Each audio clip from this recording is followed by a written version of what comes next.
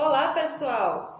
Hoje eu gostaria de trazer para vocês uma dica de um livro de Eça de Queiroz, que foi um dos maiores escritores portugueses, A Relíquia. Eça de Queiroz, ele foi um dos principais representantes do realismo em Portugal. Realismo é um movimento literário que também existiu aqui no Brasil, que teve muita influência do Machado de Assis, que também gostava de ler Eça de Queiroz e foi influenciado por ele, e que surgiu em resposta ao romantismo, que predominou boa parte do século XVIII e também boa parte do século XIX. Então, diferente do romantismo, os personagens da literatura que fazem parte então do realismo são personagens cujo caráter nem sempre são admiráveis. Na verdade, a maioria dos personagens, os principais, os protagonistas, muitas vezes tem um caráter bastante duvidoso e também um caráter mais próximo do que seria a realidade. Ou seja, as pessoas, elas não são totalmente boas e também não são totalmente ruins. As pessoas, elas têm atitudes admiráveis, mas elas também têm sentimentos, pensamentos e desejos de cobiça, de poder, de vaidade. E isso fica muito marcado nos personagens então de Eça de Queiroz. Quem já leu O Crime do Padre Amaro ou então O Primo Basílio vai entender bem isso. E também neste livro aqui, A Relíquia, o personagem principal, que é o Teodorico Raposo, muito conhecido pelos íntimos como Raposão. Ele é então um personagem que mostra bem o seu caráter e ele não tem nenhum pudor para demonstrar isso, e é ele que narra então toda a história, toda a trajetória dele para encontrar a relíquia e tudo que gira em torno da busca dessa relíquia e de várias relíquias então que ele encontra durante a história.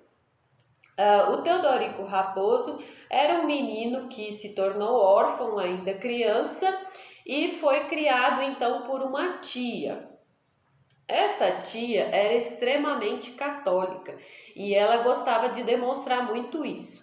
Na verdade, ela era exageradamente católica, daquelas pessoas que acham que tudo que é mundano é pecaminoso, tudo que faz parte desse mundo aqui na Terra seria pecaminoso. Então, até mesmo a atração entre homem e mulher, para ela, isso era um pecado terrível. Então, o Teodorico, ele tem que demonstrar, ele precisa mostrar para essa tia que ele é um homem casto, que ele é um homem de religião.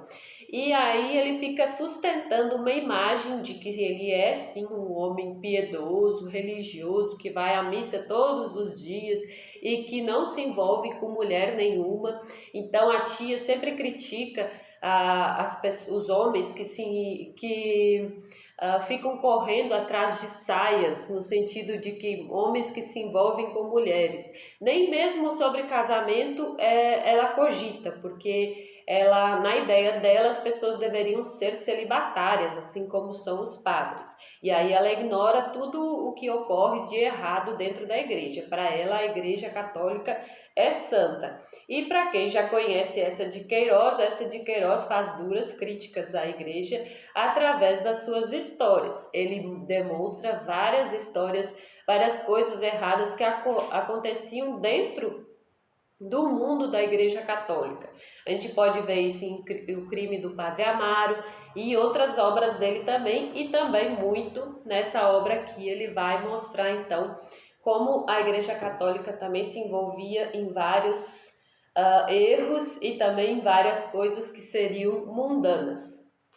Então, falando um pouco sobre a história, o Teodorico, então, ele tinha que demonstrar sempre que ele era uma pessoa piedosa, então ele vivia muito de aparência. Também porque ele dependia dessa tia, principalmente por causa disso, na verdade. Ele dependia dessa tia para que ele pudesse ser alguém na sociedade.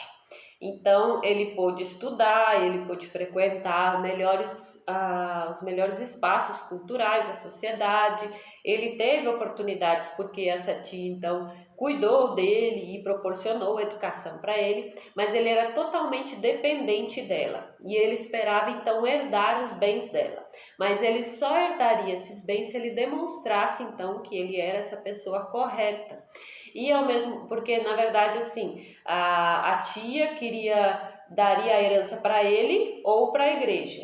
Ele só ganharia herança se ele demonstrasse que ele fosse realmente um homem de religião. Mas ele, na verdade, não era, pelo menos não aos olhos dessa tia. Então ele precisava sustentar essa máscara. Um determinado momento da sua vida, quando ele tinha uns 20 e poucos anos, a tia dá uma missão a ele, e muito apoiado pelos padres que frequentavam a casa dessa tia. Essa missão era visitar a Terra Santa, em Jerusalém. E de lá ele traria então a famosa relíquia. Acontece que ocorre várias coisas no meio desse trajeto. Ele vai recolhendo vários tipos de relíquias, né? Relíquias mundanas, relíquias sagradas, e é muito interessante toda a parte que se passa lá em Jerusalém. Tem um capítulo todo que é como se ele sonhasse, como se ele tivesse um sonho e nesse sonho ele fizesse uma viagem ao passado. E aí ele viveria então os dias de Calvário de Jesus, ele estaria ali assistindo tudo o que aconteceu. Só que não conforme a gente lê no livro sagrado, que é a Bíblia, né? O livro sagrado dos cristãos. Não é literalmente como está escrito ali. As coisas ocorreram mais ou menos como hoje a gente ouve falar do Jesus histórico. Quando a gente ouve palestras ou participa de algum curso ou lê alguma coisa sobre o Jesus histórico, que é aceito hoje entre os cientistas, a forma como ele vê as coisas é como se fosse falando desse Jesus histórico. Então tem várias coisas que estão lá na Bíblia e que lá no sonho dele ou nessa viagem no tempo ocorrem de outra forma.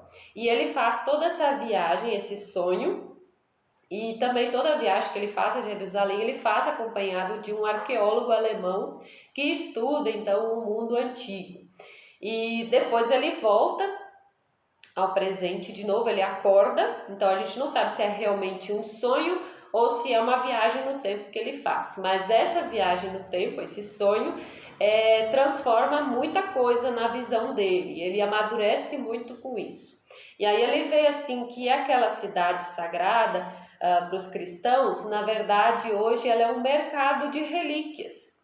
E aí ele até acaba se beneficiando disso. Ele queria ter um benefício maior, mas ele mesmo assim ainda consegue sobreviver por causa desse mercado de relíquias. E aí eu não posso contar muita coisa, senão eu vou estragar a surpresa de vocês. Mas eu tenho certeza que se vocês pegarem para ler esse livro, vocês vão achar muito interessante, vão amadurecer muito nas ideias que vocês têm sobre a história antiga.